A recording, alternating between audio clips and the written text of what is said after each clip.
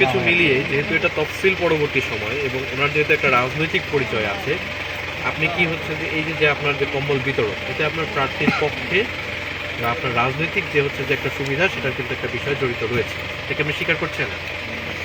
আমি আমার নিজ স্বার্থে আমার নিজের স্বার্থে দিলেও এবং আপনি যদি এটা অন্য মানুষের স্বার্থে আমি কাজটা করেছি, যেটা আপনি এবং আমি না একটু আমি এখানে যাদের সাথে কথা বলেছি, আপনি দুইজনের সাথে কথা বলতে পারেন। আমি এসে বলেছি যে আমাদের দলীয় টোটাল মানে সামাজিক কাজ অথবা কম্বল বিতরণ বছর স্থগিত করা হয়েছে। দলের সিদ্ধান্ত মোতাবেক আমরা এই কাজটা করতে পারবো না। আমি আমার ব্যক্তিগত উদ্যোগে আমার যতটুকু সামর্থ্য আছি, আমি প্রতি বছর আপনাদের কাছে বলে জাস্ট আমি চলে যাবো। এই কথাটা বলতে বলতে বিষয়ে অন্য গ্রামেও দিয়েছে, তাই না? অন্য গ্রামেও দিয়েছে। এটা আপনার যে তফসিল পরবর্তী সময় রাজনৈতিক যে কোনো কর্মী হিসেবে ওনাদের ক্ষেত্রেও সত্যি, আপনাদের ক্ষেত্রেও সত্যি, সকলের অবশ্যই আমরা তো অবশ্যই এটা একটা রাজনৈতিক দল বা একটা প্রার্থীকে সুবিধা দেয়। আমি যেটা বলছি সেটা একটু শোনার চেষ্টা করবেন।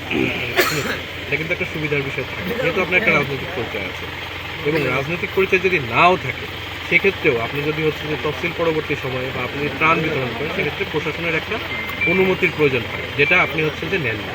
আপনি তো আপনার ভুলটা স্বীকার করছেন। এটা আমার হয়তো ভুল, যে হয়তো না জানার কারণে হয়তো আমি এটা হয়তো জানতাম না। ডিসিআরটা নেন।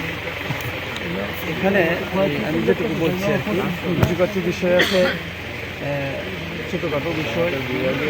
আমি বিভিন্ন জায়গায় কিন্তু অনুষ্ঠান করে ব্যানার টাঙিয়ে প্রতিনিয়তই প্রোগ্রাম হচ্ছে।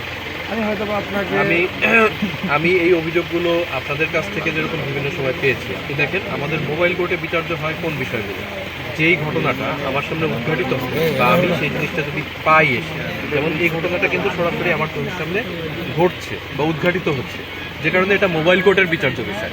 আবার ধরেন আজকে কোনো একটা জায়গায় হচ্ছে কোনো একটা আপনার একটা শোডাউন হয়েছে বা মিছিল হয়েছে, আমি সেই জায়গায় যখন মিছিল হয়েছে তখন উপস্থিত হতে পারিনি, ঠিক আছে, আচরণবিধি ম্যাজিস্ট্রেট হিসেবে।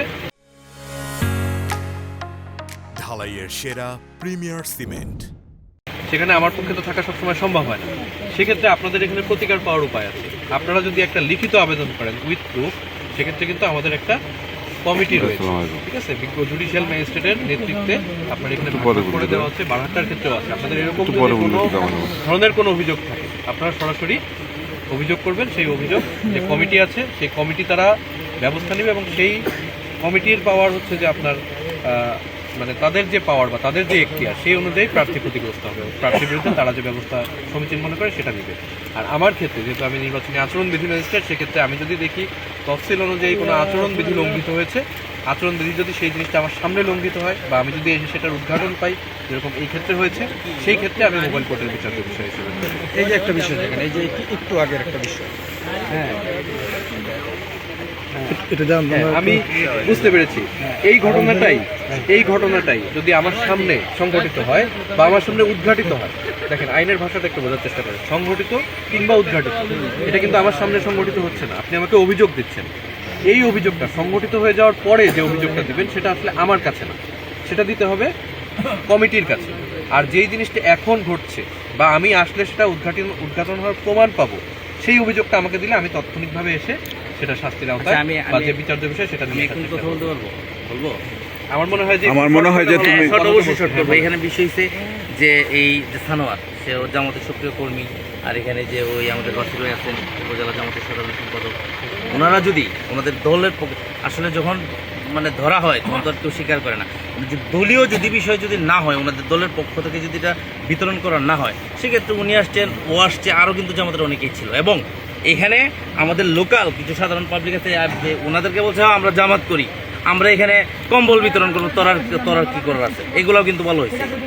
আর এখন না 1 মিনিট ভাই, আমি আপনি যখন কথা বলছেন আমি কথা বলি নাই, এখন ব্যবহার হয়েছে। আমি বলি বিষয়টা সম্পর্কে তো আমি মোটামুটি জেনেছি, ঠিক আছে, আমি অভিযোগ পেয়েছি, আমি এসে এখানে আপনাদের অনেকের বক্তব্য শুনেছি, বক্তব্য শুনে, ঠিক আছে, এবং ওনার যে স্বীকারোক্তি সবকিছু মিলে সিদ্ধান্তটা আমাকে নিতে হবে। জি, ঠিক আছে, পাশের গ্রামেও কিন্তু আমি শুনেছি, ঠিক আছে, শামীম ওনার নাম লেখেন।